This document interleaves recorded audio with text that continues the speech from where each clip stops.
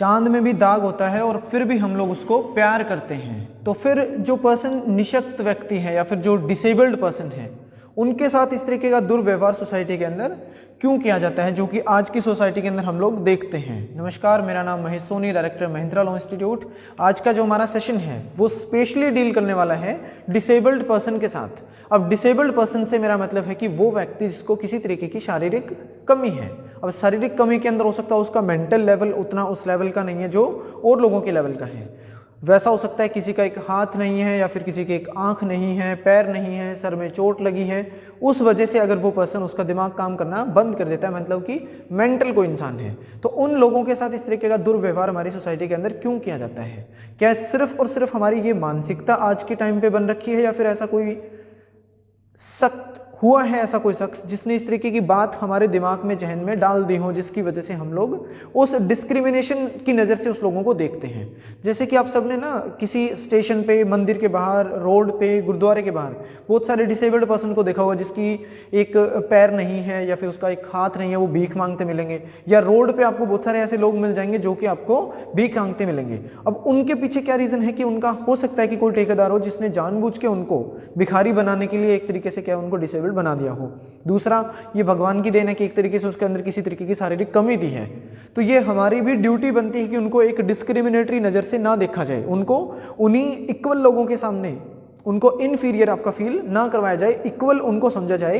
तो जैसा हमारा इंडियन कॉन्स्टिट्यूशन है वो भी हमारी एक प्राइम ड्यूटी भी लगाता है और एक तरीके से हमारी मॉरल ड्यूटी भी बनती है कि उन लोगों को सोसाइटी के अंदर किसी तरीके से अपना एक इनफीरियरिटी वाली उनको फील ना करवाई जाए। लेकिन जो सोसाइटल सोच है वो एक तरीके से आपकी ऐसी ही बन रखी है आज के टाइम के अंदर। हालांकि बहुत सारे ऐसे कानून भी बन रखे हैं जो कि स्पेशली डील करते हैं, उन्हीं में से एक को हम लोग आज डिस्कस भी करेंगे। लेकिन उनके होते हुए भी क्या आज जो डिस्क्रिमिनेशन हो रही है वो सोसाइटी की देन है या फिर लॉ की नॉन इम्प्लीमेंटेशन एक कारण है कि जो लॉ बन रखे हैं स्पेशली उनको डील करने वाले, क्या स्पेशली जो डील करने वाला कानून उनके लिए बनाया गया वो प्रॉपरली और इफेक्टिवली आपका इम्प्लीमेंट नहीं हो रखा है कि उनके साथ आज के टाइम पे भी आपके डिस्क्रिमिनेशन हो रहे हैं? देखिए, पुराने टाइम पे एक 1995 के अंदर एक एक्ट भी बनाया गया था। उसी एक्ट को क्या है कि नया एक्ट बनाया गया है, उसी को सब्स्टिट्यूट करके 2016 के अंदर, जो कि स्पेशली डील करता है अपने डिसेबल्ड पर्सन के साथ, उनके राइट्स को लेके। इसी एवज के अंदर आपकी अगर हिस्ट्री के अंदर बात करें हम लोग, तो कुछ हिस्टोरिकल पॉइंट भी आते हैं जिनके अंदर इस तरीके से उनके साथ डिस्क्रिमिनेशन होती थी। जैसे गवर्नमेंट जॉब के अंदर उनको डिस्क्रिमिनेशन दिया जाना, लोग घर में नहीं घुसने दे रहे हैं, या फिर किसी शादी, किसी फंक्शन के अंदर उनको इवन एंट्री तक भी होने दे रही है। तो वो जब उनको एंट्री नहीं होने देंगे तो ये क्या है कि किसी एक डिसेबिलिटी के बेस के ऊपर किसी भी पर्सन के साथ जो कि डिसेबल्ड है उसके साथ आपकी करी गई डिस्क्रिमिनेशन है, जो कि अपने आप में एक ऑफेंस की गिनती में आता है। तो इन्हीं चीज़ों को हम लोग आज डील करेंगे कि इस एक्ट के अंदर और पुराने एक्ट के अंदर क्या फ़र्क है। तो इन सबको चीज़ों को समझने से पहले हम लोगों को क्या समझना पड़ेगा कि डिसेबिलिटी का मीनिंग क्या होता है। तो जनरली मतलब कि जिसको हम लोग दिव्यांग बोलते हैं तो उन्हीं को बोला जाएगा डिसेबल्ड पर्सन, की ऐसा कोई भी व्यक्ति जिसको किसी तरीके का आपकी शारीरिक कमी हो, चाहे वो मेंटल लेवल की है, ब्लाइंडनेस हो सकती है, उसको किसी तरीके का कोई भी शारीरिक कमी के अंदर, मतलब कि जैसे बोला जाए तो उनको कोई एक हाथ नहीं है, कोई एक प्रॉपर पार्ट जो आपका बॉडी का है वो कहीं से इम्पेयरमेंट है या फिर वो डेवलप नहीं हो रखा है। तो इस तरीके का कुछ लोगों को आपने देखा हो ना कि मतलब जो गुणसूत्र होते हैं आपके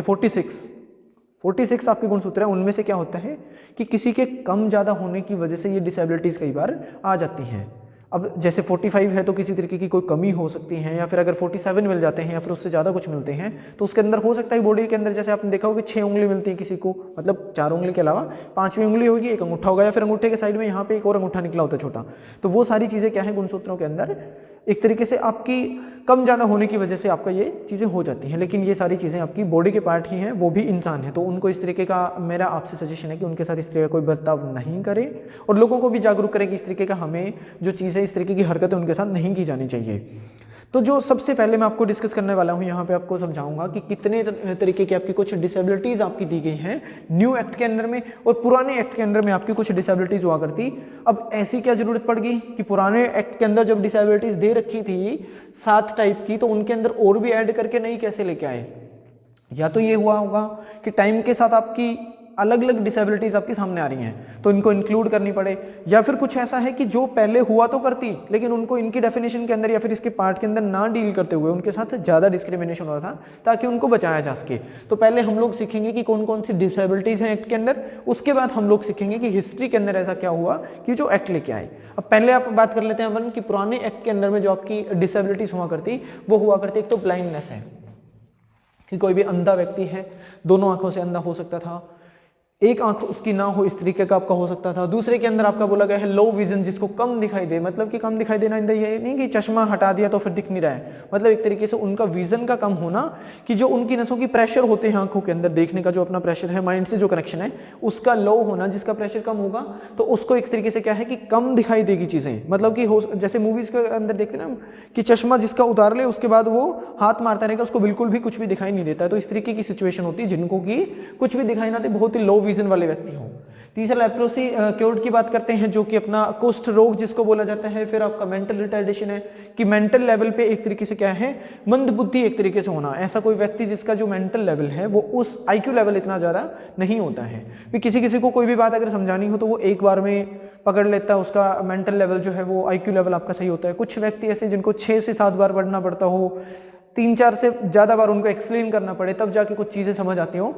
एक्सेप्शन बहुत हो सकती है, मतलब कि एक नॉर्मल व्यक्ति जिसको समझना है कोई एग्जांपल देके समझाते हैं तो नॉर्मल व्यक्ति के अलावा कोई और ऐसा पर्सन जिसकी मेंटल डेवलपमेंट आपकी ढंग से ना हो रखी हो तो वो पर्सन आपका मेंटल रिटार्डेशन के अंदर है। इसी के साथ आपका मेंटल इलनेस हो सकती है जो कि जन्मजात पागल कुछ व्यक्ति होते हैं, जैसे कि किसी व्यक्ति को हम लोग इंसेन पर्सन बोल सकते हैं, किसी को हम लोग एक तरीके से अपना इडियट पर्सन बोल सकते हैं। तो इस तरीके के व्यक्ति आपके मेंटल इलनेस के अंदर है। फिर आपका आता है लोकोमोटर डिसेबिलिटीज़ की बात करते हैं और उसके बाद आपकी हियरिंग इंपेयरमेंट, मतलब कि किसी ऐसे पर्सन को कि बस सुनाई का ना देना, भी किसी को सुनाई नहीं दे रहा है, सुनता नहीं हो, जिसको मशीन वगैरह लगानी पड़ती है तो वो पर्सन अपने आप में क्या है कि एक हियरिंग इंपेयरमेंट वाला आ जाता है। और जिस पर्सन को चलने में दिक्कत होती है, जैसे पैर वाली किसी को प्रॉब्लम होती है तो उस पर्सन को अपना कि लोकोमोटर डिसेबिलिटी के अंदर आ जाता है वो पर्सन। तो ये 7 प्रकार की टोटल डिसेबिलिटीज़ आपकी पुराने टाइम पे हुआ करती है under the old act of 1995। लेकिन अगर हम लोग आज की इस एक्ट की बात करते हैं जिसके अंदर पुराने एक्ट का नाम पीडब्ल्यूडी था, मतलब कि पर्सन्स विद डिसेबिलिटी एक्ट था, नए एक्ट का नाम जो है वो भी आपका right of the persons with disability रखा गया। मतलब पुराने एक्ट के अंदर डिसेबल्ड पर्सन के बारे में चीज़ें बताई गई थी, लेकिन अभी जो नया एक्ट है उसके अंदर ये चीज़ें बता रखी कि क्या क्या राइट भी होंगे, क्या इंडियन कॉन्स्टिट्यूशन भी उनको स्पेशल कोई राइट प्रोवाइड करता है डिसेबल्ड पर्सन को, क्या कॉन्स्टिट्यूशन के अंदर ऐसे कोई स्पेशल डायरेक्शन की दी गई आपकी आर्टिकल्स हैं जो कि उन्हीं पर्सन के साथ डील करती हो, या फिर आपके अदर जो पर्सन के ऊपर अप्लाई होने वाले आर्टिकल है उन्हीं के अंदर इन पर्सन को भी आपकी जगह दी गई है। तो ये सारी चीजें आज की वीडियो के अंदर भी सीखेंगे। उससे पहले हम लोग नए एक्ट के अंदर में आने वाली अपनी टोटल 21 डिसेबिलिटीज को हम लोग डिस्कस करेंगे। देखिए 21 डिसेबिलिटीज के अंदर आपकी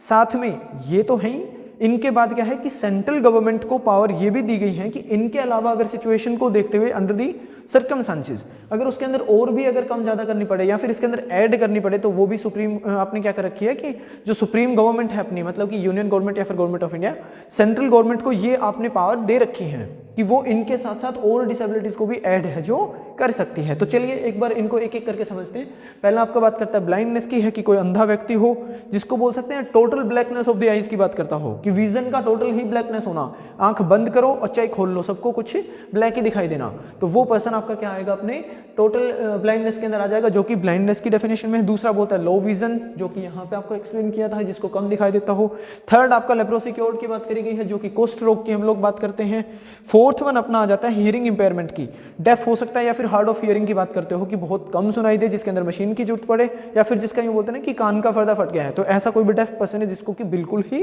सुनाई ना दे, तो वो पर्सन आपका आ जाता है हियरिंग इंपेयरमेंट के अंदर। फिफ्थ के अंदर आपको जैसे यहाँ पे बताया था लोकोमोटर डिसेबिलिटी, जिसको कि चलने में दिक्कत हो, जो लंगड़ा हो सकता है या फिर उसका एक पैर हो सकता है, तो इस चीज के अंदर है। उसके बाद आपका ड्वार्फिज्म की कुछ बात करी गई है, जो बोनापेन की बात करते हैं।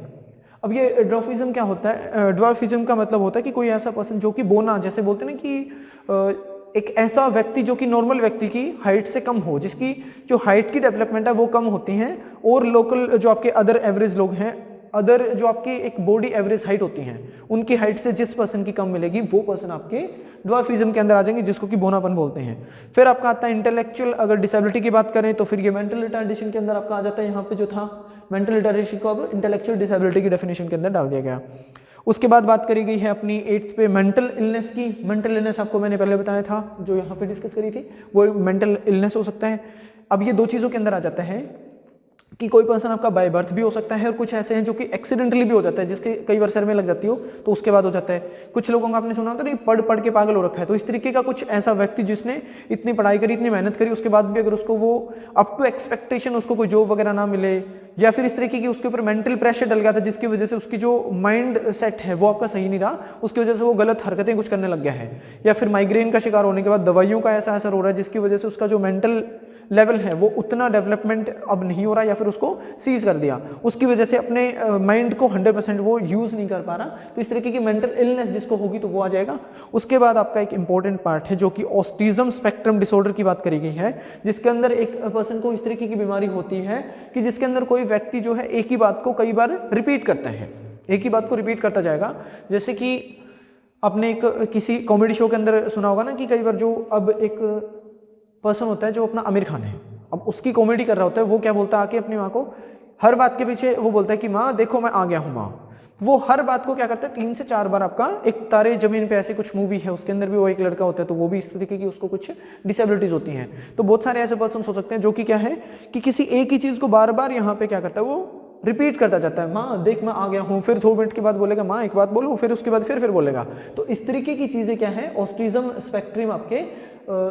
डिसऑर्डर के अंदर आ जाती हैं। जो भी कोई पर्सन अपने आप में ही क्या है एक तरीके से अपना एक ही एक चीज़ को बार बार वो अपना रिपीट करता चले, तो इस तरीके की कुछ चीज़ें आ जाती हैं जो कि अपने ऑटिज्म स्पेक्ट्रम डिसऑर्डर के अंदर आती है, जो डेवलपमेंट डिसऑर्डर है उसको बोलते हैं। फिर आपका सेरेब्रल कुछ पैल्सी के बारे में बताई गई है, जहाँ पे मसल्स जो कोऑर्डिनेशन है वो इम्पेयर्ड हो जाते हैं। उनके अंदर क्या है कि मसल्स का इस तरीके से मतलब कि डिस्ट्रॉय हो जाना, जो कि अपना माइंड से जो कनेक्टेड है उसका कनेक्शन जो है, जहाँ पे हम क्या करते हैं कि कुछ काम करने वाले होते हैं तो उसका एक ऑर्डर जाता है हमेशा माइंड को कि हम लोग ये काम करने वाले हैं, अब ये माइंड का ऑर्डर आएगा, उसके बाद हम लोग आगे कोई एक्ट करते हैं। लेकिन इसके अंदर जो आपका माइंड से कंट्रोल होने वाले आपके मसल्स हैं वो आपके खत्म हो जाते हैं, जिन केसेस के अंदर ये प्रॉपरली काम नहीं कर पाता है। तो उस तरीके की चीज़ें आपकी क्या रहती हैं अपने आपकी सेरेब्रल पैल्सी के अंदर आ जाती हैं। फिर आपके मस्कुलर डिस्ट्रोफी के अंदर आ जाता है कि मसल्स वीकनेस होती हैं। Overall loss of the muscles mass की बात करेगा है कि ओवरऑल आपका क्या हो जाता है, जो मसल्स मास है उसका सीज हो जाना है एक तरीके से, या फिर उसका लॉस हो जाना ये आता है। फिर क्रोनिक न्यूरोलॉजिकल कंडीशन की बात करी गई है, जो कि आपके न्यूरोलॉजी के अंदर आपके कुछ ऐसी कंडीशंस आ जाती हैं जो कि डैमेज हो जाती हैं, तो उनको बोलते हैं। फिर आपकी स्पेसिफिक लर्निंग डिसेबिलिटी है कि जो कोई पर्सन ऐसा जो कि या तो प्रॉपरली तरीके से किसी चीज़ को याद नहीं कर पाता है, या फिर उसको थिंक करने में दिक्कत होती है, स्पीक करने में कुछ दिक्कत हो, राइटिंग में, या फिर स्पेलिंग उसको ठीक ना लगे। जैसे होता है ना बी को हम लोग कैसे कई बार क्या कि डी पढ़ते हैं, क्यू है उसका पी पढ़ना, या फिर पी का उल्टा जो है छोटे पी को क्यू पढ़ना। जैसे बच्चों में होता है ना कि हमेशा छोटे बच्चे क्या करेंगे कि जो चप्पल होती है उनकी लेफ्ट वाली वो राइट में डालेंगे और राइट वाली लेफ्ट पैर के अंदर डालते हैं। तो ये इस तरीके की आपकी चीज़ें क्या है किसी के अंदर आ जाती है। स्पेसिफिक लर्निंग डिसेबिलिटी के अंदर भी आपकी आती है कि इस तरीके की मिस स्पेल करना या फिर मिस राइट कुछ करना, तो वो इसके अंदर आएगी। फिर आपके आता है मल्टीपल सिरोसिस के अंदर है कि इम्यून सिस्टम जो है वो अटैक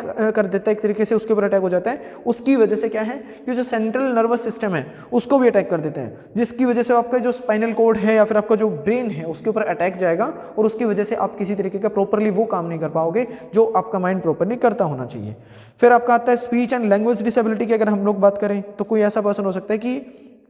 ये मतलब कि सही काम नहीं करेगी उस सिचुएशन के अंदर। कुछ ऐसा हो जाता है जैसे कि रेड ब्लड सेल्स आपकी हैं,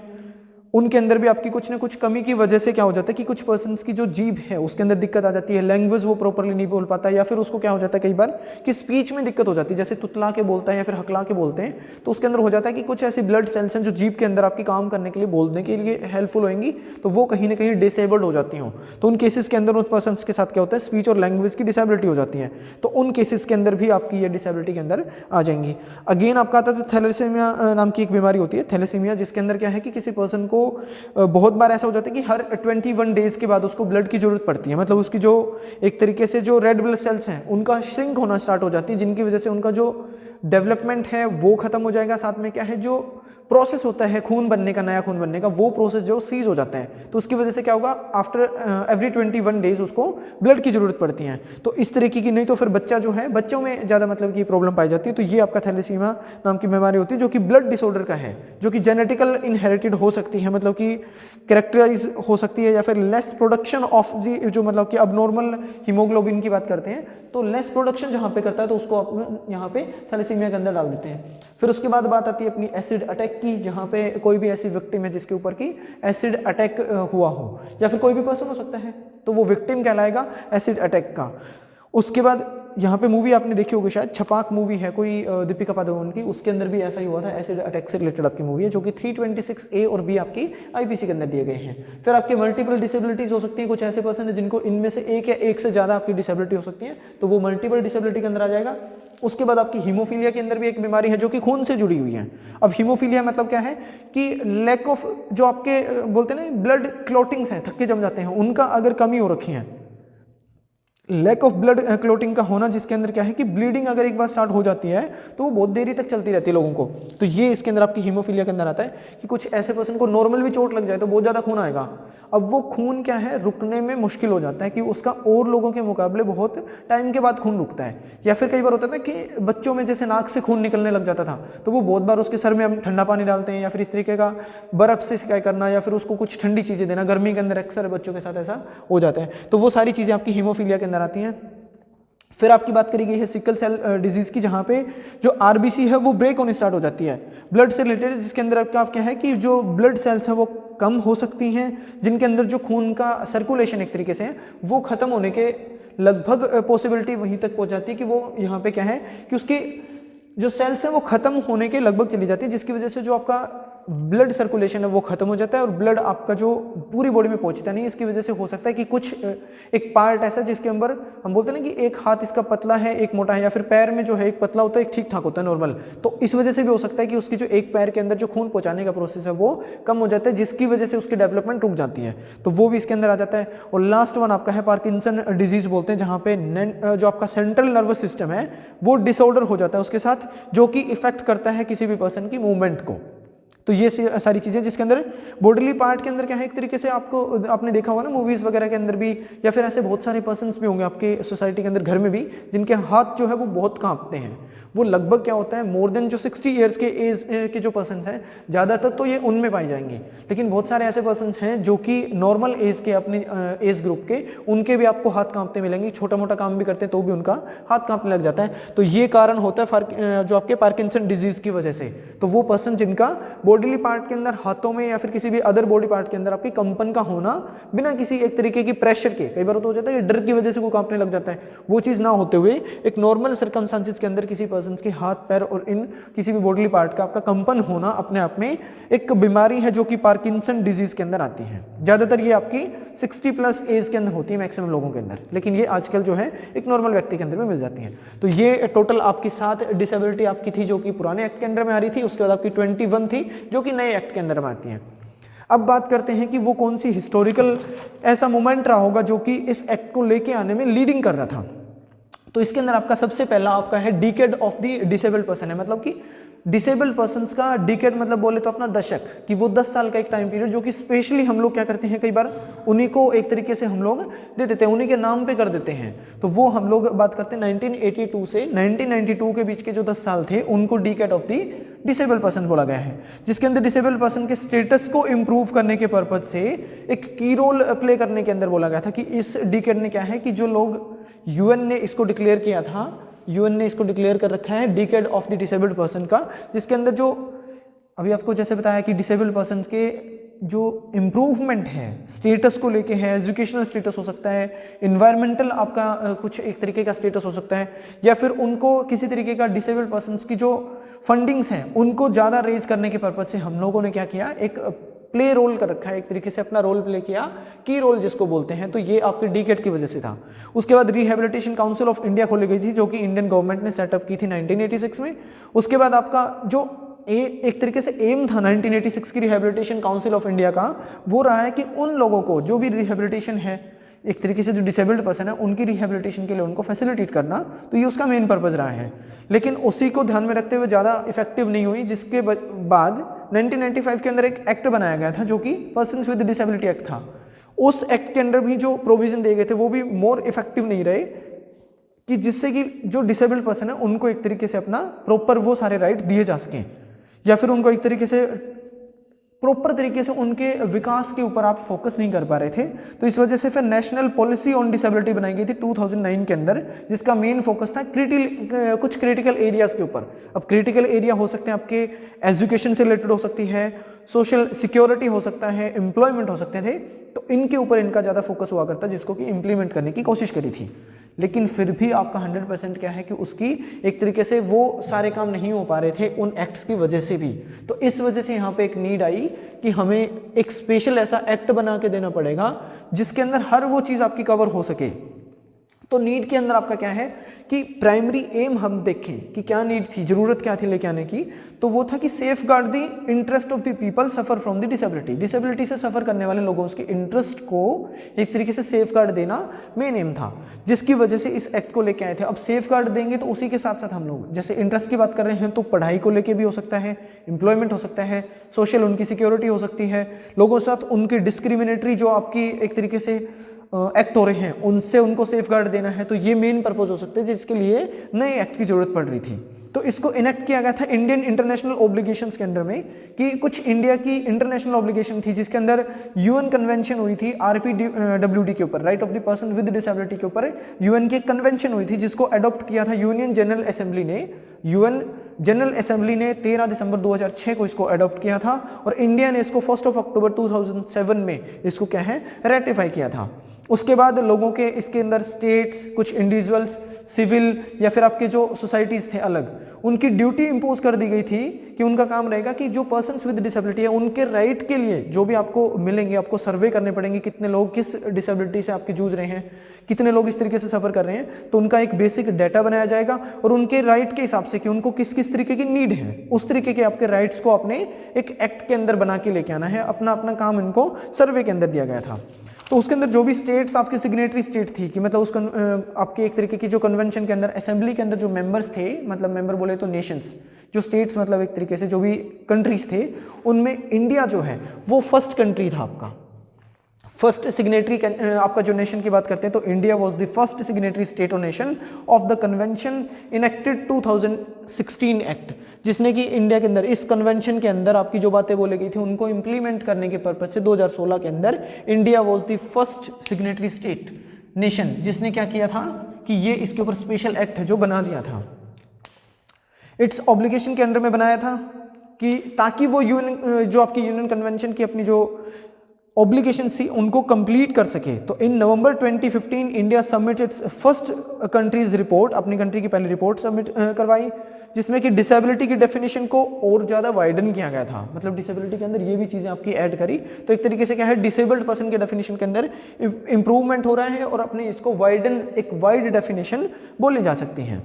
उसके बाद आपको जो कि पुराने टाइम पे आपकी 7 हुआ करती उनको 21 बना के इंडिया ने वहाँ पे दिए। उसके बाद बात करते हैं अगर ऑब्जेक्टिव क्या रहा होगा इस एक्ट का, तो ऑब्जेक्टिव के पीछे बात करें तो प्राइमरी भी जो ऑब्जेक्टिव है वो आपका रहता है to ensure that the disabled person enjoy the right to equality, able to live with the dignity and respectful life, कि मतलब हर एक वो व्यक्ति जो कि डिसेबल्ड पर्सन है वो अपना रिस्पेक्टफुल लाइफ जिसके, डिग्निटी के साथ जिसके, अपने जो भी उसको राइट्स दिए गए उनको सही तरीके से वो एंजॉयमेंट कर सके। तो ये पहला उसके अंदर ड्यूटी थी। दूसरी एक ऑब्जेक्टिव था to save the disabled person from the all sort of discriminations, कि उन सब लोगों को डिस्क्रिमिनेशन जितने भी प्रकार की हो रही है उन सब से उनको सेव किया जा सके। तीसरा बोलता है act seek to ensure the fully social political economical participation of the disabled person, हर एक डिसेबल्ड पर्सन को सोशली, पॉलिटिकली या फिर उनको इकोनॉमिकली हर एक एक्ट के अंदर पार्टिसिपेशन का भी मौका दिया जाए। तो ये भी इसका एक एक्ट अंदर आपका ऑब्जेक्टिव था। फिर empower the disabled person through the inclusive growth and active societal participation, ये सारी चीज़ें आपकी बताई गई थी। इक्वालिटी दी जानी चाहिए मैन और वुमेन के अंदर भी, कि जो मैन वुमेन है उनको भी एक तरीके से अपना एक इक्वालिटी दी जाए। तो ये सारे के सारे आपके ऑब्जेक्टिव इस एक्ट के अंदर थे। अब ऑब्जेक्टिव को ध्यान में रखते हुए हम लोग क्या करेंगे, एक बार प्रीएम्बल को पढ़ लेते हैं। एक्ट के अंदर बेर एक्ट निकाल लीजिए आप। बेर एक्ट के अंदर हमने क्या क्या पढ़ना है इसमें देखिए प्रीएम्बल में, an act to give effect to the United Nation Convention on the right of the persons with disability and for the matter connected therewith और इंसिडेंट देयरटू, कि मतलब जो यूनियन कन्वेंशन आपकी हुई थी, यूनाइटेड नेशन कन्वेंशन, उसके अंदर जो बताई गई थी, बात करी गई थी right of the persons with disability, उनके हर एक राइट को और उससे जुड़े हुए सारे मैटर्स को इफेक्टिवली लागू करना है पहला purpose. Where is the UN General Assembly adopted its convention on the right of the disabled person on the 13th of day December 2006 आपको बता दिया मैंने पहले। फिर उसके अंदर है where as the aforesaid convention laid down the following provisions, ये आपके सारे के सारे प्रोविजंस कुछ दिए देखे जिसके अंदर respect of the inherent dignity, लोगों जो भी डिसेबल्ड पर्सन है उनकी इनहेरेंट डिग्निटी को रिस्पेक्ट देना, individual autonomy including the freedom to make one's own choice और इंडिपेंडेंस ऑफ द पर्सन की इंडिपेंडेंस को ध्यान में रखते हुए कुछ प्रोविजन बनाने, नॉन डिस्क्रिमिनेशन होना, full and effective participation and inclusion in the society, society के अंदर हर एक एक्ट के अंदर, चाहे वो आपका सोशली हो, चाहे वो पॉलिटिकली हो, चाहे वो इकोनॉमिकली हो, हर एक चीज के अंदर उनका इफेक्टिव तरीके से पार्टिसिपेशन के लिए उनको मौका देना,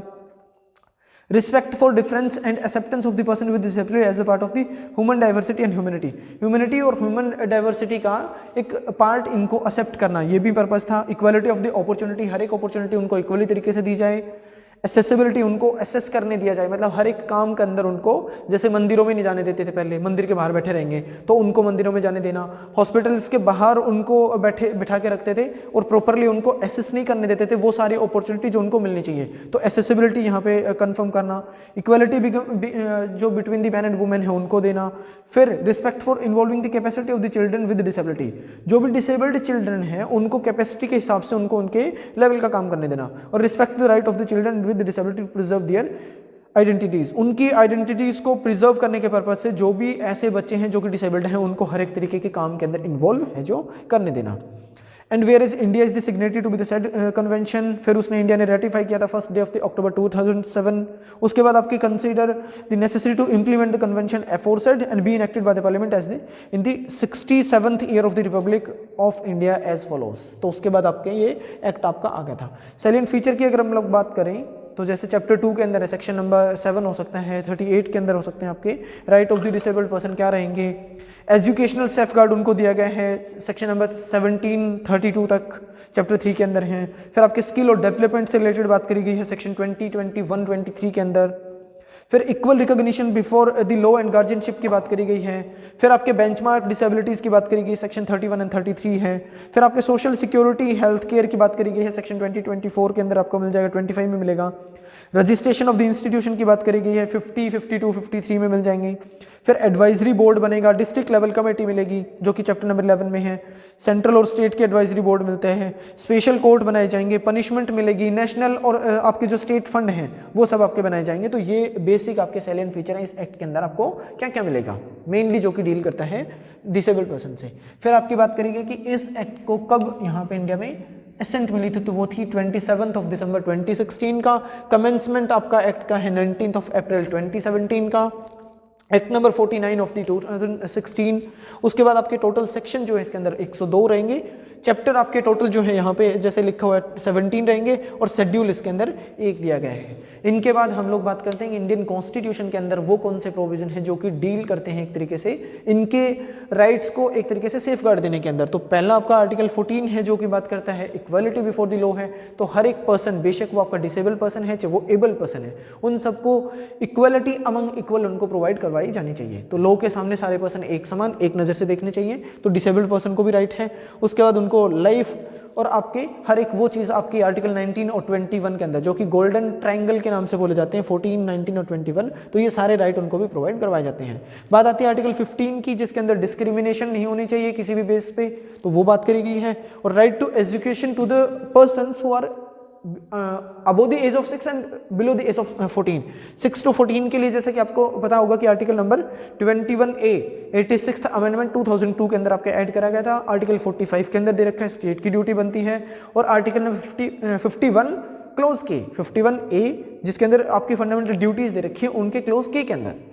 ड्यूटी दे रखी है पेरेंट्स की कि वो भी क्या करेंगे अपने बच्चों को एक तरीके से एजुकेशन है जो प्रोवाइड करवाएंगे। तो ये आर्टिकल 21A 45 और 51A का के, तो ये सारे आपके राइट टू एजुकेशन से रिलेटेड रहेंगे। ये आपके 14, 19, 21 कॉन्स्टिट्यूशन के। और फिर आपका आर्टिकल 15 जो कि डिस्क्रिमिनेशन से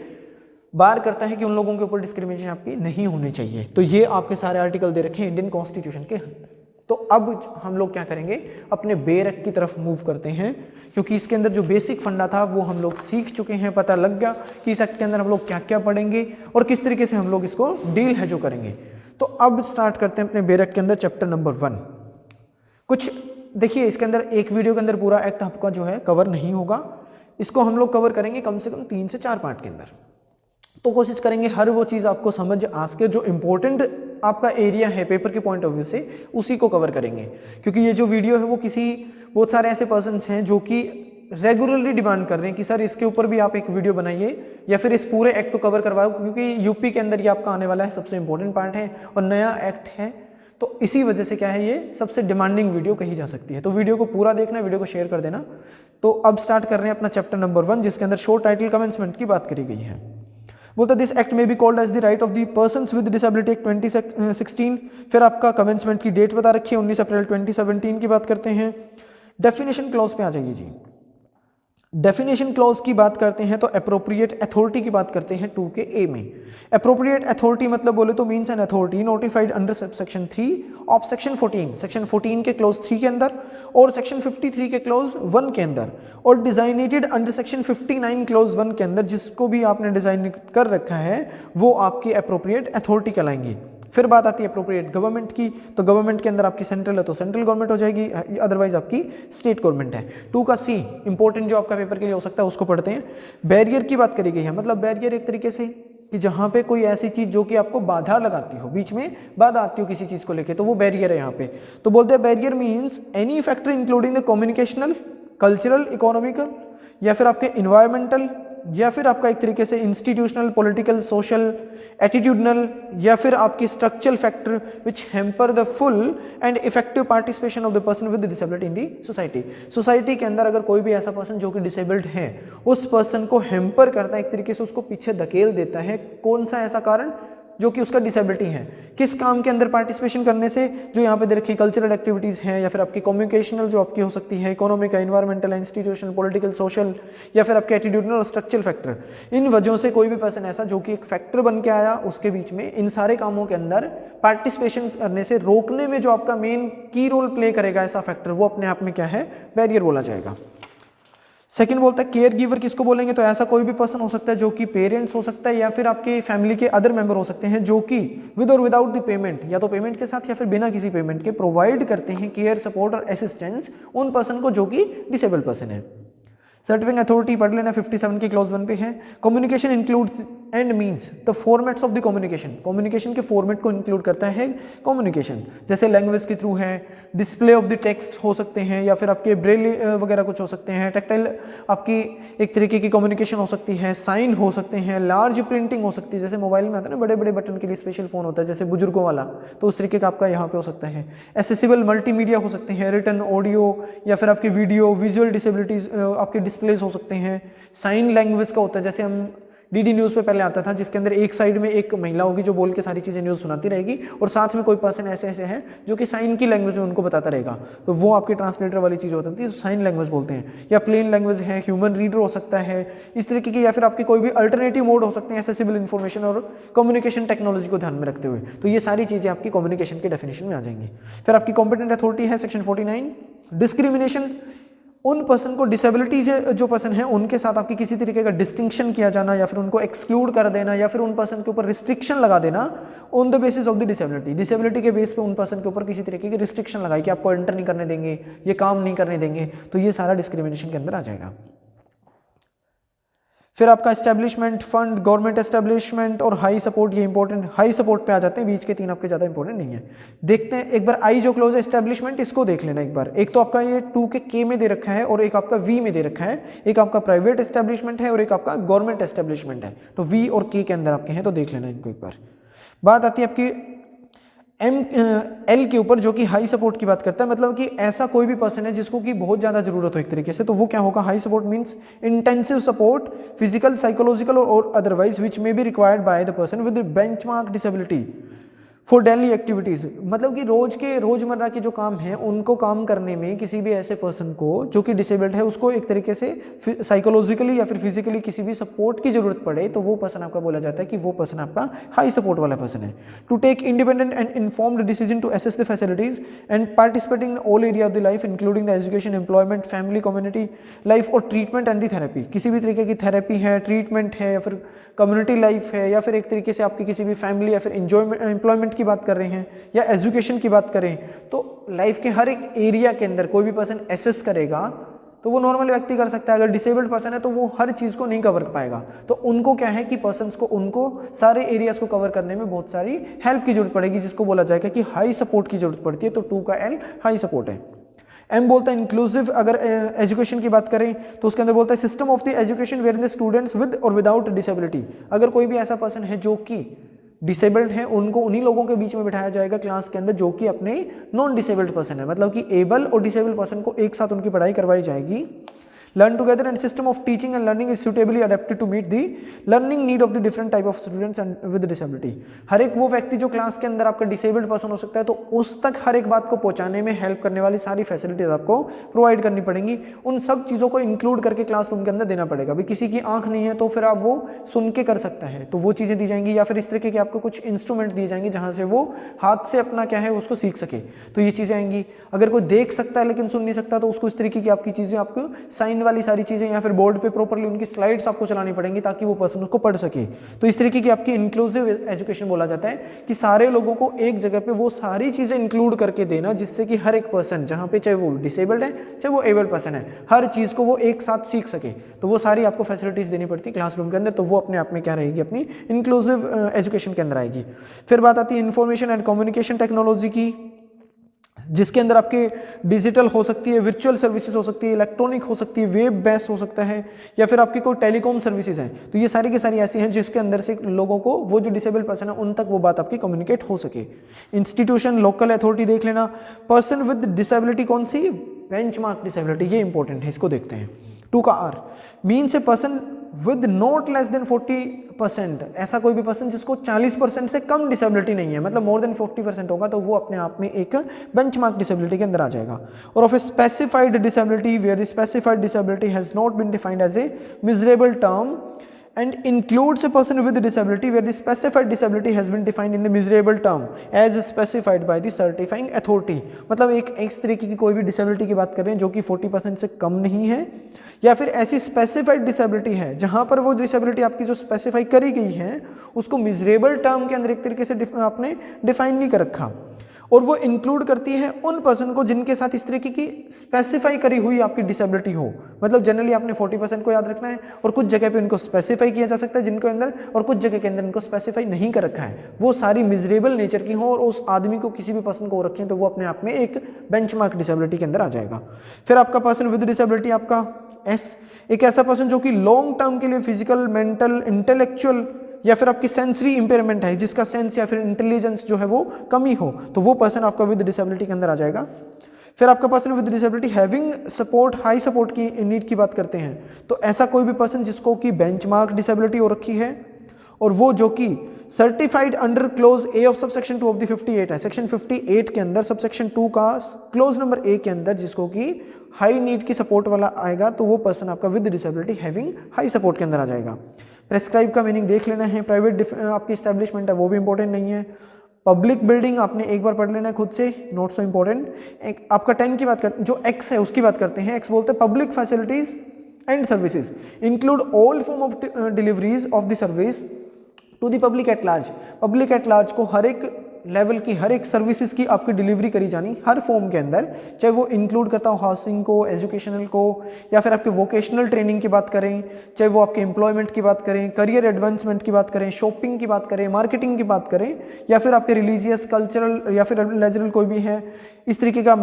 कोई भी मेडिकल, हेल्थ, या फिर आपके रिहेबिलिटेशन सेंटर की बात करें, बैंकिंग, फाइनेंस की बात करें, इंश्योरेंस, कम्युनिकेशन की बात करें, पोस्टल एंड इन्फॉर्मेशन की बात करें, तो एसेस कर सके वो, ताकि जस्टिस को और पब्लिक यूटिलिटीज़ को और ट्रांसफॉर्मेशन को, तो जो भी ट्रांसपोर्टेशन वगैरह इनको यूज़ कर सके, तो वो पर्सन, उसके लिए बोला जाएगा कि ये पब्लिक फैसिलिटीज़ हैं जो कि सर्विस नेचर में हैं और वो सब लोगों को मिलनी चाहिए। ZA अगला इंपॉर्टेंट है जो कि बात करता है रिहेबिलिटेशन की। ZB आपके लिए इंपॉर्टेंट हो जाएगा आपका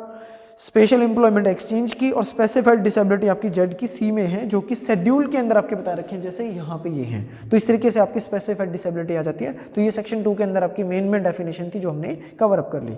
बात आती है चैप्टर नंबर 2 के अंदर राइट एंड एंटाइटलमेंट। कौन कौन से ऐसे राइट हो सकते हैं या फिर उनको किस तरीके से जो है उनको एक तरीके की एंटाइटलमेंट दी जा सकती है। तो बोलता है इक्वालिटी एंड नॉन डिस्क्रिमिनेशन, उन पर्सन के साथ किसी तरीके की डिसेबिलिटी जो पर्सन जिनको है उनको किसी तरीके से आप डिस्क्रिमिनेशन नहीं करोगे, उनको इक्वालिटी के ऊपर लेके चलोगे। आर्टिकल 14 और 15 एक तरीके से पढ़ सकते हैं।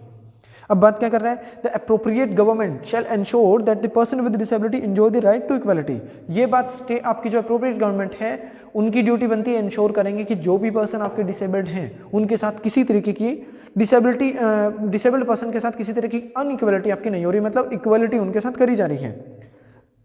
वो लाइफ जी रहे हैं अपनी विद डिग्निटी के साथ जी रहे हैं, उनका हिज और हर इंटेग्रिटी जो है इक्वली एक दूसरे के साथ है, उनका भी रिस्पेक्ट किया जा रहा है। तो ये सारे काम आपके अप्रोप्रिएट गवर्नमेंट के कि इंश्योर करती है कि उनको इक्वल ट्रीट किया जा रहा है। फिर appropriate government shall take step to utilise the capacity of the person with disability by the providing appropriate environment. उन सारे लोगों को एप्रोप्रिएट मतलब कि एडिक्वेट एनवायरनमेंट प्रोवाइड करवाने की उनकी भी ड्यूटी रहेगी ताकि वो अपनी कैपेसिटी को एक तरीके से यूज कर सके। थर्ड बोलता है no person with disability shall be discriminated, मतलब कि एक तरीके से बोला जाए तो ये आपके लीडिंग या फिर चार्जिंग सेक्शन जिसको बोलते हैं ना, leading line of the act ये हो सकती है। No person with disability shall be discriminated on the ground of the disability. Disability के ग्राउंड पे किसी भी डिसेबल पर्सन के साथ किसी तरीके की कोई भी डिस्क्रिमिनेशन नहीं करी जाएगी on the ground of the disability unless it is shown that impugned act और omission is a proportionate meaning of the achieving a legitimate aim. इसको छोड़ सकते हो, सिंपल सी बात है कि किसी भी पर्सन के साथ आप एक तरीके से कोई डिस्क्रिमिनेशन नहीं करोगे जो पर्सन आपका डिसेबल्ड है। फिर बोलता है no person shall be deprived of his और her personal liberty on the ground of the disability. सिर्फ डिसेबिलिटी के ग्राउंड पे किसी भी पर्सन को, जो भी डिसेबल्ड पर्सन है उसको डिप्राइव नहीं किया जा सकता उसकी पर्सनल लिबर्टी से। उसकी खुद की लाइफ है तो वो उसी तरीके से जी सकता है। फिफ्थ बोलता है appropriate government shall take necessary step to ensure the reasonable accommodation for the person with disability. जो भी पर्सन डिसेबल्ड हैं उनको आपकी जो अप्रोप्रिएट गवर्नमेंट है वो आपकी नेसेसरी स्टेप उठाएगी कि उनको एक रीजनेबल एकोमोडेशन मतलब कि उनको छत प्रोवाइड करवाई जाए, उनको रहने की ऐसी रीजनेबल जगह जो है वो प्रोवाइड करवाई जाए। जैसे कि मेंटल इलनेस है तो पागल खाने जिनको बोलते हैं उस जगह पे भेजा जाएगा, डिसेबल्ड पर्सन है तो उनको वहाँ पे भेजा जाएगा, या फिर दूसरे तरीके से कोई फिजिकली अगर हैंडीकैप्ड कोई पर्सन है तो उनको उनके तरीके की जो जगह होगी वहाँ पे उनको प्रोवाइड करवाई जाएगी। शेल्टर की बात कर रहे हैं। फोर्थ बोलता है कि वुमेन और आपके जो भी चिल्ड्रन हैं, विमेन और चिल्ड्रन के साथ कुछ तरीके की आपकी जो अगर डिसेबिलिटी हो तो उनके साथ डिस्क्रिमिनेशन नहीं करनी है। अब आर्टिकल 15 का क्लोज 3 पढ़ा होगा कि जो स्टेट गवर्नमेंट है वो विमेन और चिल्ड्रन के लिए स्पेशल लॉज बना सकती है। तो आर्टिकल सेक्शन 4 पढ़ते हैं, the appropriate government and the local authority shall take measure to ensure that the women and children with disability enjoy their right equally with the other. मतलब कि हर एक वो आपकी महिला या फिर बच्चे जो कि डिसेबल्ड हैं वो सारे अदर लोगों के साथ अपने राइट को एंजॉय कर सके, इस तरीके की भी स्टेप उठाएगी आपकी अप्रोप्रिएट गवर्नमेंट। फिर अप्रोप्रिएट गवर्नमेंट और लोकल अथॉरिटी इंश्योर करेगी कि जितने भी बच्चे हैं जिनको डिसेबिलिटी हैं उनको इक्वल बेसिस पे फ्रीली अपनी व्यूज़ को एक्सप्रेस करने का जो है राइट दिया जाए। ऑल मैटर अफेक्टिंग देम, जो भी उनको अफेक्ट करते हैं उनके ऊपर उनके जो व्यूज़ हैं उनको एक्सप्रेस करने के लिए उनको मौका दिया जाए। And provide them appropriate support keeping in view their age and disability. उनकी एज और डिसेबिलिटी को देखते हुए उनको प्रॉपर मौके दिए जाने चाहिए ताकि वो उनको इफेक्ट करने वाले सर्कमस्टांसेस को खोल के सभी लोगों के सामने अपने व्यूज़ को जो है रख सके। फिफ्थ बोलता है कम्युनिटी लाइफ की बात करी गई है, तो the person with disability shall have the right to live in the community, कि हर एक पर्सन जो कि डिसेबल्ड पर्सन है उसका कम्युनिटी में रहने का अधिकार होगा। The appropriate government shall endeavour, state आपकी जो स्टेट या फिर सेंट्रल गवर्नमेंट है अप्रोप्रिएट गवर्नमेंट वो एफर्ट करेगी, एंडेवर मतलब कि एफर्ट लगाएगी, that the person with disability are, कि वो पर्सन जो कि डिसेबल्ड हैं उनको not oblige to live in the particular living arrangement, कि वो एक पर्टिकुलर लिविंग अरेंजमेंट के अंदर तो लीव रहने के लिए मतलब कि ऑब्लिगेशन नहीं डाली गई है, ये भी इंश्योर करेंगे। और to give access to the range in the in house, जो भी इन हाउस है उनके अंदर उनको रहने के लिए भी उनको एसेस दिया जाएगा। रेजिडेंशियल या फिर अदर कम्युनिटी सपोर्ट है सर्विसेज वो उनको प्रोवाइड करवाई जाएगी, जैसे कि जो भी उनके जिंदा रहने के लिए जो भी लिविंग स्टैंडर्ड के हिसाब से उनका जो सपोर्ट करने वाली जो अदर फैसिलिटीज़ है वो की उनको प्रोवाइड करवाई जाएंगी। तो ये उनकी कम्युनिटी के अंदर हर वो चीज़ आपकी एज और जेंडर के हिसाब से उनको फैसिलिटी दी जाएंगी। तो ये सब कुछ सेक्शन 5 में कवर होता है। 6 बोलता है protection for the cruelty and inhuman treatment, अगर कोई भी ऐसा पर्सन जो कि चलते चलते किसी को दुखी कर रहा है एक तरीके से, जैसे कि मैंने आपको बताया था कि रोड पे बहुत सारे आपको भिखारी मिल जाएंगे जो कि डिसेबल्ड पर्सन है, जिसके हाथ वगैरह नहीं होता, तो हो सकता है उनका कोई ठेकेदार हो जिसने उसको डिसेबल्ड कर दिया हो और फिर उससे भीख मंगवाता हो, तो ये सारी चीज़ें इसके अंदर हो सकती हैं। The appropriate government shall take measure to protect the persons with disability from being subjected to torture, cruel, inhuman और डिग्रेडिंग ट्रीटमेंट, कि उस तरीके के साथ उनके साथ डिग्रेड करने वाले, उनको इनह्यूमन या फिर उसके साथ क्रूल व्यवहार करना, उनको टॉर्चर करना, इन सब से बचाना एप्रोप्रिएट गवर्नमेंट करेगी। फिर बोलता है no person with disability shall be subject of any research, किसी भी तरीके की उन पर्सन्स के ऊपर रिसर्च नहीं करी जाएगी बिना हिज और हर फ्री और इन्फॉर्म्ड कंसेंट, जब तक कि वो खुद कंसेंट नहीं देते तब तक उनके ऊपर किसी तरीके की कोई आप रिसर्च वगैरह नहीं करोगे। Through the accessible means, modes and format of the communication, prior permission of the committee, कोई भी कमेटी बना रखी होगी वहाँ पे जो कि रिसर्च करता है उन डिसेबल्ड पर्सन को, तो उनकी कमेटी से आप भी कंसेंट लेनी पड़ती है। Constitute in the prescribed manner for the purpose of appropriate government, in which not less than half of the member shall themselves be either person with a disability or member of the registered organization as defined under section 2Z। तो या तो section 2 के Z के अंदर जैसे आपने एक organisation बना रखा है जो कि रजिस्टर्ड है वहाँ के मेंबर हो, या फिर जो डिसेबल्ड पर्सन में से आधे मेंबर होंगे उनकी कंसेंट से आप क्या करोगे, उनकी एक कमेटी बनाओगे और उसकी कमेटी के बिना कंसेंट के आप किसी भी डिसेबल्ड पर्सन के ऊपर किसी तरीके का कोई भी रिसर्च है जो नहीं कर सकते हो। फिर सेक्शन 7 आता है कि उन पर्सन्स का किसी तरीके के एक्सप्लॉइटेशन नहीं करोगे, उनका कोई भी आप वायलेंस नहीं कर सकते उनके खिलाफ, उनको अब्यूज नहीं करोगे। तो अप्रोप्रिएट गवर्नमेंट की ये ड्यूटी बनती है कि वो इस तरीके के मेजर उठाएगी और प्रोटेक्ट करेगी उन डिसेबल्ड पर्सन को कि उनके साथ किसी तरीके के अब्यूज ना हो, उनके ऊपर किसी तरीके का कोई एट्रोसिटी ना हो, उसका एक्सप्लॉइटेशन, शोषण ना किया जाए। And to prevent the same shall, और उनको बचाने के साथ साथ ये काम करेगी। Take cognizance of the incidents of the abuse वगैरह अगर हो रखे हैं तो उनके ऊपर संज्ञान लेगी, कोग्निजेंस लेगी, उसको दोबारा से ऐसी हरकतें ना हो इनके लिए भी आपका क्या करेगी, स्टेप उठाएगी। अगर कोई फंस रखा है किसी को, अगर कोई पर्सन आपका एक तरीके से उठा के लेके जा चुके हैं या फिर किडनैपिंग हो गई है या फिर एक तरीके से 370 आईपीसी के अंदर फॉल कर रहे हैं, 370A में, तो उस तरीके की मतलब कि ट्रैफिकिंग ह्यूमन हो रखा हो, तो उन चीज़ों को भी रेस्क्यू करवाना, उनको रिहेबिलिटेशन देना विक्टिम्स को, तो ये सारे काम करेंगे। फिर क्रिएट अवेयरनेस बनाएंगे ताकि लोगों के बीच इनकी इन्फॉर्मेशन पहुंच सके कि इस तरीके के एक्ट बन रखे हैं जो कि अपने आप में अपराध है, तो आगे से ऐसा नहीं करना, तो ये भी उनको प्रोवाइड करवाई जाएंगी। फिर आपका एनी पर्सन और रजिस्टर्ड ऑर्गेनाइजेशन हो और which has the reason to believe that the act of abuse, violence और एक्सप्लॉइटेशन हैज बीन और इज बीइंग और is likely to be committed against any person with disability, मतलब किसी भी person को अगर ये पता लग जाए या फिर ऑर्गेनाइजेशन को ये पता लग जाए कि या तो कोई ऑफेंस हो चुका है, हो रहा है, होने वाला है, तो उस केस के अंदर वो क्या करेगा, वो नियरेस्ट आपका जो भी एग्जीक्यूटिव मैजिस्ट्रेट होगा उसको इसकी जानकारी दे देगा।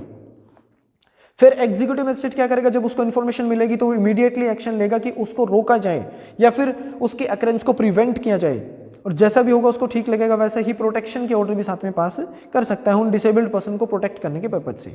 फिर उसके साथ उसको रेस्क्यू करवाने के ऑर्डर दे सकता है, प्रोटेक्टिव कस्टडी के अंदर उसको रख सकता है, मेंटेनेंस उनको प्रोवाइड कर सकता है, या फिर जो कोई भी पुलिस ऑफिसर होगा जो रिसीव करता है इस तरीके की कंप्लेंट को, otherwise come to his knowledge, या फिर उसको पता लगे कि अब्यूज हुआ है या फिर वायलेंस हुई है या फिर आपकी एक्सप्लॉइटेशन हो रही है किसी भी डिसेबल्ड पर्सन की, तो वो भी क्या करेगा, शैल इन्फॉर्म कर देगा एग्रीव्ड पर्सन को कि हिज और उसका राइट है कि वो अप्लाई कर सकते हैं, जी प्रोटेक्शन मांग सकते हो आप अप्लाई करके, पर्टिकुलरली मतलब सारी चीज़ें बता के एग्जीक्यूटिव मैजिस्ट्रेट से, या फिर वो पर्टिकुलर बता के नियरेस्ट ऑर्गेनाइजेशन या फिर इंस्टीट्यूशन के अंदर आपका काम कर सकते हैं, इंस्टीट्यूशन जो भी काम करता हो रिहेबिलिटेशन का, तो वहां जाने के लिए भी अप्लाई करने के लिए राइट बताएंगे। उसका फ्री लीगल एड का भी राइट है, जैसे आर्टिकल 39A के अंदर दे रखा है, वो भी उसको बताया जाएगा। उसका राइट होगा कि किसी दूसरे एक्ट के अंदर भी आपका ये जो है अपने आप में एक ऑफेंस बनता है आपके ऊपर एक्सप्लॉइटेशन करना, उसकी भी कंप्लेंट है जो आप कर सकते हो, तो ये सारी चीजें उनको बताई जाएंगी। Provided nothing in this section shall be constituted in a manner to relieve the police officer from his duty to proceed in accordance with the law receipt of the information as to the commission of the cognizable offence। अगर कोई भी police officer अपने आप में अगर एक कोई information receive करता है जो कि अपने कोग्निजेबल नेचर की है, तो उसके इसके अंदर उसको अगर आपने फॉरवर्ड कर दिया आगे एग्जीक्यूटिव मजिस्ट्रेट के पास, तो वो पुलिस ऑफिसर अपने आप को फ्री नहीं समझेगा कि मेरी यहाँ पे लायबिलिटी खत्म हो गई है, उसकी लायबिलिटी अभी भी बनी रहेगी। फिफ्थ बोलता है जो एग्जीक्यूटिव मजिस्ट्रेट फाइंड करता है उसको ऐसा मिलता है कि जो एलिज एक्ट था या फिर उसके तरीके का कोई भी बिहेवियर था वो अपने आप में आईपीसी में भी कोई ऑफेंस जो है वो कवर करता है, और under any law for the timing in force he may forward the complaint to the effect to the judicial और मेट्रोपोलिटन मैजिस्ट्रेट। उसको क्या करेगा, वो एग्जीक्यूटिव मैजिस्ट्रेट को लगा कि आईपीसी में भी ये ऑफेंस है, तो वो एग्जीक्यूटिव मैजिस्ट्रेट आपका जुडिशियल या फिर आपके मेट्रोपोलिटन मैजिस्ट्रेट्स को उसकी जो कंप्लेंट है वो फॉरवर्ड कर देगा, जिसके पास भी उसकी जुरिस्डिक्शन बनती होगी। तो दैट्स ऑल अबाउट सेक्शन 7। 8 आपका बात करता है प्रोटेक्शन और सेफ्टी की बात करता है। वीडियो बहुत लेंदी हो जाएगी मेरे ख्याल से, तो पहले हम लोग क्या करते हैं, पहले 10 सेक्शन तक इसको कवर करेंगे। 8 आपका बोलता है प्रोटेक्शन और सेफ्टी की the person with disability have equal protection safety in the situation of risk, armed conflict, या फिर आपकी ह्यूमैनिटेरियन कोई भी इमरजेंसी आ रखी हो या फिर नेचुरल कोई भी डिजास्टर रखा हो, तो हर एक पर्सन का क्या है कि सिक्योरिटी का, उसका प्रोटेक्शन का और सेफ्टी का राइट रहेगा। फिर बोलता है नेशनल डिजास्टर मैनेजमेंट जो अथॉरिटी आपकी या फिर स्टेट डिजास्टर मैनेजमेंट अथॉरिटी है, उसकी ड्यूटी बनती है वो आपके अप्रोप्रिएट मेजर उठाएगी इस बात को इंश्योर करने के लिए कि जो भी पर्सन आपके विद डिसेबिलिटी हैं उनको डिजास्टर मैनेजमेंट एक्टिविटीज से, जो कि डिफाइन करी गई है डिजास्टर मैनेजमेंट एक्ट के सेक्शन नंबर 2 के ई के अंदर, तो उनसे उनको सेफ्टी दी जा रही है, उनको प्रोटेक्शन दिया जा रहा है। थर्ड बोलता है डीएसएम में सेक्शन 25 के अंदर मेंटेन करता है एक रिकॉर्ड का, एक डिटेल बना के रखेगा जो भी पर्सन्स को, अपने डिसेबिलिटी के पर्सन्स हैं उनके खिलाफ जो भी मेजर आपने उठाए उन सब की एक रिकॉर्ड की कॉपी अपने पास रखेगा। फिर बोलता है जो अथॉरिटी एंगेज हो रखी है उस रिकंस्ट्रक्शन एक्टिविटीज के अंदर subsequent to any situation of the risk, armed conflict और नेचुरल जो भी आपके डिजास्टर हुए थे shall undertake such activity or in consultation with the concerned state commissioner in accordance with the accessibility requirement of the person with disability। उनके regarding आपकी engage करवाएगा कि अदर जो अथॉरिटीज है उनको लेके आ सकते हैं, स्टेट की जो भी अथॉरिटी है उनकी एक तरीके से परमिशन से। होम एंड फैमिली की बात करें तो कोई भी ऐसा चाइल्ड जिसको भी किसी तरीके की आपकी डिसेबिलिटी है उसको उसके घर वालों से अलग है जो नहीं किया जाएगा इस ग्राउंड के ऊपर कि वो डिसेबल्ड है, except on the order of the competent court और if required in the best interest of the child, child के बेस्ट इंटरेस्ट में, या फिर अगर कोर्ट कॉम्पिटेंट थी उसने अगर कोई ऑर्डर दे रखा तो उसी से उसको फैमिली से अलग किया जाएगा, अदरवाइज नहीं कर सकते। जहां पर उसके पेरेंट्स जो हैं उस बच्चे का ध्यान नहीं रख सकते हैं डिसेबल्ड का, तो जो कॉम्पिटेंट कोर्ट है वो आपका इस तरीके का जो बच्चा होगा उसको नियरेस्ट जो भी रिलेशनशिप हो गई उसके जो भी रिलेटिव होंगे उनके पास छोड़ सकते हैं। अगर वो नहीं है तो कोई भी आपके हो सकते हैं filing that with in the community ने फैमिली सेटिंग और एक्सेप्शनल केसेस शेल्टर होम में भेज सकते हैं जो कि अप्रोप्रिएट गवर्नमेंट या फिर एनजीओ जिसको चलाते हो तो उसके अंदर भी भेज सकते हैं। रिप्रोडक्टिव राइट की बात करी गई तो जो आपके अप्रोप्रिएट गवर्नमेंट है वो इंश्योर करती है कि जो भी पर्सन आपके विद डिसेबिलिटी है access to appropriate information regarding the reproductive and family planning या फिर उनकी जो रिप्रोडक्टिव प्लानिंग है उन सबको भी एक्सेस करने का डिसेबल्ड पर्सन का भी राइट होता है। No person with disability shall be subject to the medical procedure which lead to infertility without her और free consent and inform consent. जब तक कि कंसेंट नहीं देंगे तब तक किसी भी डिसेबल पर्सन के ऊपर किसी तरीके का मेडिकल प्रोसीजर के थ्रू इनफर्टिलिटी को नहीं चलाया जाएगा, तो ये एक्ट भी उसके ऊपर without the consent of that person आपका नहीं किया जाएगा। तो ये आपका हमने देखी डिसेबिलिटी टोटल पुराने एक्ट के अंदर कितनी हुआ करती, नए एक्ट के अंदर क्या है, हिस्टोरिकल बैकग्राउंड क्या था, डेफिनेशन का पार्ट, और एक से लेके आपके टोटल 10 सेक्शन हमने कवर करे। तो अगली वीडियो के अंदर सेक्शन 11 ऑनवर्ड सेक्शन को हम लोग कवर करेंगे। वीडियो बहुत लेंथी हो रही है इसलिए मेरे को यहीं पे ये स्टॉप करनी पड़ रही है। तो वीडियो अगर अच्छी लगे तो वीडियो को शेयर कर देना, चैनल को सब्सक्राइब करे बिना नहीं जाना है, यहाँ तक आगे हो तो बेल आइकन को भी प्रेस करके जाना ताकि इसका जो सेकंड पार्ट है जो कि कल आपको मिल जाएगा इसको भी आपने समझना